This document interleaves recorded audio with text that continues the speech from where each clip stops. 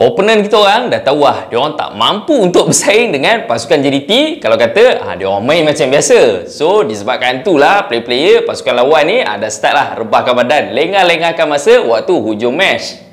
Itu adalah komen daripada Benjamin Mora selepas pasukan JDT tewas 0-1 kepada pasukan Terengganu. Assalamualaikum guys, welcome back to A2N Studio. Macam biasa, thank you so much dekat korang yang dah support channel ni. Mana-mana yang baru dekat A2N Studio, gang, jangan lupa untuk support aku. Terus support channel ni dengan tekan butang subscribe dekat bawah. JDT menentang pasukan Terengganu. Ini merupakan match yang menjadi tumpuan lah dalam Liga Super minggu ni. Sebab apa? Ini merupakan pertembungan top 3 dalam Liga Super waktu awal season ni. Sebelum start match ni korang kena ingat JDT dah lama gila tak kalah dalam saingan Liga Super. Apabila kali terakhir diorang kalah, itu pada tahun 2019, itu pun kalah dengan PJ City dengan skor line 1-0.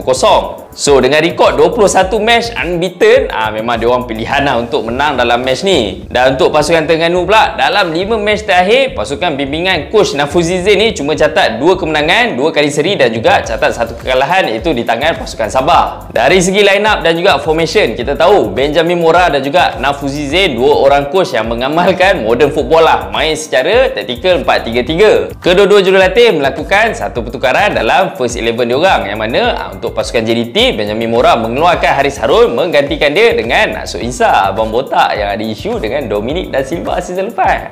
Ada yang dah lupa.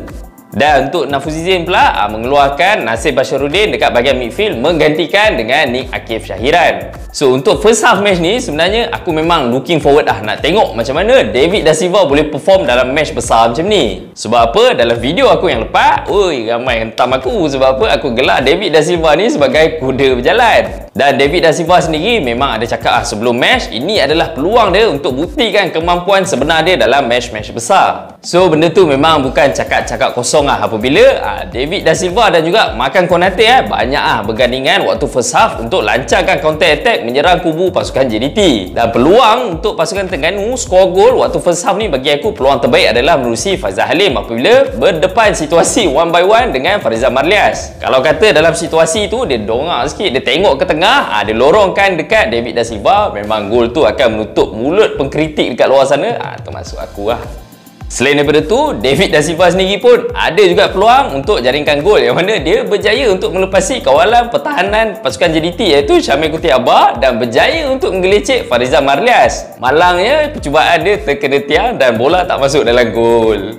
Dan untuk pasukan JDT pula, kau tengok betapa banyaknya peluang yang dihasilkan oleh winger-winger pasukan JDT macam Ari Haiman dan juga Gonzalo Cabrera. Striker dia orang, Bersen Da Silva, yang kita tahu tajam depan gol pun hampir menjaringkan gol waktu awal-awal match ni. Malangnya rebatan dia boom ke langit Cuma antara benda yang aku nampak ganggu rentak permainan pasukan JDT adalah dekat bahagian midfield diorang. Gandingan antara Nasuk Insah, Leandro Velasquez dan juga Afiq Fazail nampak malam tadi macam ada something wrong Walaupun still ada lagi combination play yang menarik antara 3 orang midfielder pasukan JDT ni, tapi dengan kehadiran kantil pasukan Terengganu iaitu Desi Marcel aku nampak memang banyak kali hantaran-hantaran disekat oleh kantil pasukan Terengganu ni. So dekat situ korang nampak kenapa sebenarnya Desi Marcel ni digelar sebagai kantil dalam Liga Malaysia.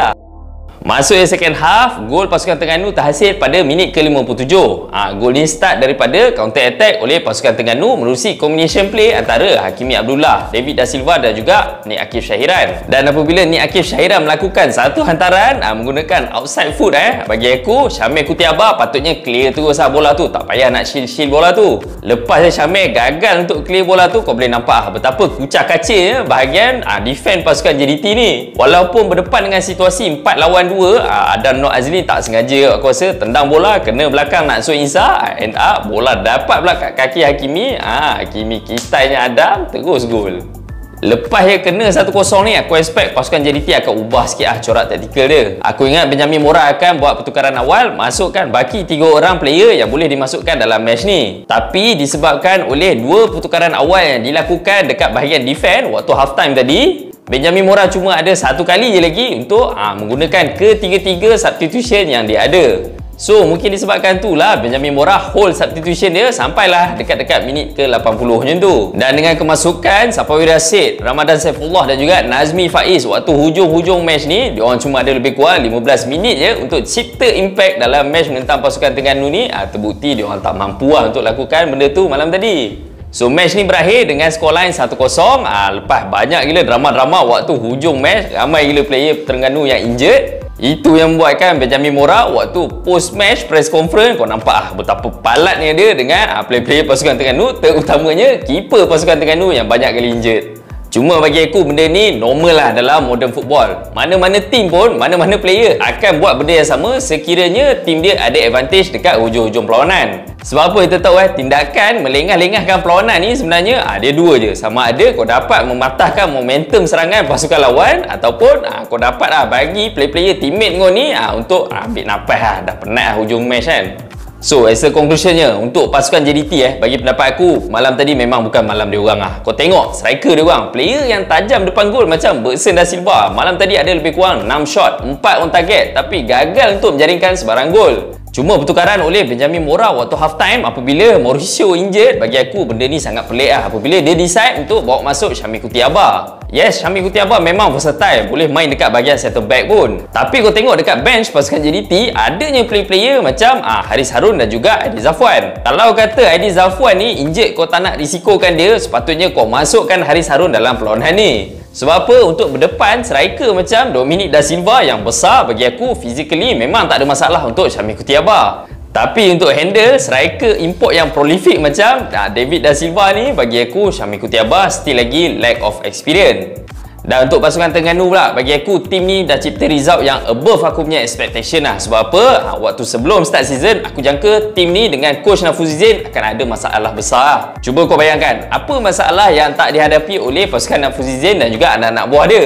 Kehilangan majoriti player import season lepas, kehilangan player-player tempatan berpengalaman yang majoritinya beraksi dalam first 11 pasukan. Tu belum cerita lagi import-import pasukan macam Petrus Chitembi yang masuk ke dalam tim belum start season dah injured. End up tim yang penuh masalah ni lah yang dah menewaskan pencabar-pencabar Liga Super season ni macam Kedah, Selangor, dan malam tadi menewaskan pasukan JDT dekat home ground pasukan JDT sendiri. So di sebalik kemarahan oleh Benjamin Mora waktu post match punya press conference ni, dia tak boleh nafikan sebenarnya player-player gaduh memang perform teruk malam tadi. Dekat bahagian defense dia, kau tengok Arif Fazilah dekat bahagian kiri membuktikan kenapa nama dia patut tersenarai dalam next national call up. Dekat bahagian center back pula, kau tengok gandingan antara Khalid Murga dan juga Muhammad Fauzi. Betapa banyaknya clearance yang dilakukan oleh dua orang player ni, dan apabila Khalid Murga keluar pun, masuk je Syarul Nizam tak ada masalah untuk handle bahagian pertahanan pasukan Terengganu. Tapi bagi aku dalam match malam tadi, paling interesting adalah dekat bahagian back kanan pasukan Terengganu yang diisi oleh Azam Azmi. Player muda yang berusia 20 tahun ni dah membuktikan kenapa dia memang layak untuk beraksi dalam first E pasukan Terengganu lepas ni. Inilah player yang menjaringkan gol kemenangan waktu comeback menentang pasukan Kedah itu. Dan dalam match malam tadi, kau nampak waktu half time betapa tenang steadynya Azam Azmi ni handle Gonzalo Cabrera dekat bahagian kanan. Player ni memang selesa dengan bola, ada kelajuan, tahu bila nak lakukan clearance, bijak lakukan decision making. So aku tak terkejut kalau kata Azam Azmi ni terus konsisten dalam match-match lepas ni, dia akan jadi pencabar utama kepada Matt Davis, Rizal Ghazali dan juga Syami Safari dekat bahagian back kanan Harimau Malaya. Alright guys, itu saja untuk video kali ini. Apa pendapat korang? Korang rasa mampu tak pasukan Terengganu kekalkan momentum kemenangan lepas menentang pasukan JDT ni? Sebab apa kita tahu majoriti pasukan-pasukan yang bersungguh menentang pasukan JDT end up next match dia barai teruk. Korang sharekan dengan aku dengan komen kat bawah. Mana-mana yang baru dekat A2M Studio, jangan lupa untuk support aku, support channel ni dengan tekan butang subscribe dekat bawah. Sehingga kita jumpa lagi geng. Selamat berpuasa. Assalamualaikum.